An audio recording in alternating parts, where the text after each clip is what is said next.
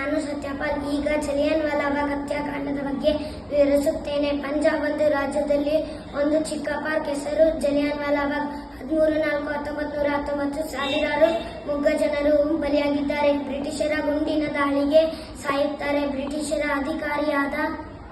ಅಧಿಕಾರಿಯಾದ Dyer marshal ನಿಯಮ ವಿರುದ್ಧ ಭಾರತೀಯರು ನಿಲ್ಲುತ್ತಾರೆ ಎಂದು ನೋಡಿ ಮಾರ್ಷಲ್ ಆದರೆ 4 ರಿಂದ 5 ಜನ ಒಂದೇ ಕಡೆ ನಿಲ್ಲುವ ಹಾಗಿರಲಿಲ್ಲ. ಇದನ್ನು ಗಮನಿಸಿದ ಜನರಲ್ ಡಯರ್ ಇದೇ ಅವಕಾಶವನ್ನು ಬಳಸಿ ಗುಂಡಿನ ದಾಳಿಗೆ ಮಾಡುತ್ತಾನೆ. ಭಾರತೀಯರು ತಮ್ಮ ಪ್ರಾಣ ಉಳಿಸಿಕೊಳ್ಳಲು ಬಾವಿಯಲ್ಲಿ ಗೋಡಿ ಹಾರಿ ಓಡಲಾರಂಭಿಸುತ್ತಾರೆ.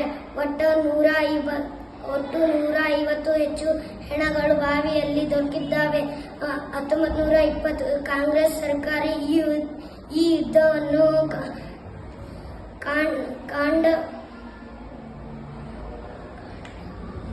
ಕಾಂಡವನ್ನು ನೆನಸಿನ ಸ್ಮಾರಕವಾಗಿ ಮಾಡುತ್ತಾರೆ. ನೆಹರು ಮತ್ತು ರಾಜೇಂದ್ರ ಪ್ರಸಾದ್ ನೇತೃತ್ವದಲ್ಲಿ ಸ್ಮಾರಕವಾಗಿ ಅನುಮರಿಸುತ್ತಾರೆ. ದೀಪಗಳಿಂದ ಅಲಂಕರಿಸುತ್ತಾರೆ. ಅಮೃತಸರದಲ್ಲಿ ಇದನ್ನು ಕಾಣಬಹುದು. ಜೈ ಹಿಂದ್.